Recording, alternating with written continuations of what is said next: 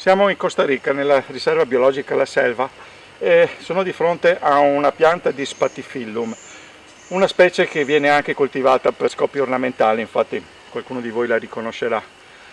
Abbiamo trovato questa specie che ovviamente è nella forma selvatica, in piena fioritura.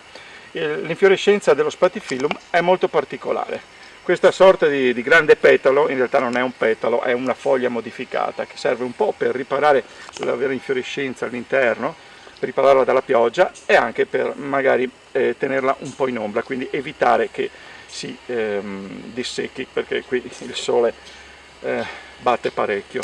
Quando è maturo il fiore, questa foglia modificata diventa di colore bianco. Qua dietro invece ne ho una ancora immatura, come vedete è ancora verde. La strategia riproduttiva dello Spathiphyllum è molto particolare. Attira un gruppo particolare di api del genere Euglossa, ma non offre loro nettare o polline come normalmente accade per i fiori che attirano le api. In questo caso lo Spathiphyllum offre un profumo a queste api. Le api maschio del genere Euglossa infatti hanno bisogno di questa essenza, di questo profumo per conquistare le femmine. In realtà ancora non si sa bene se questo profumo serve ai maschi di Euglossa per conquistare le femmine o per confrontarsi con altri maschi.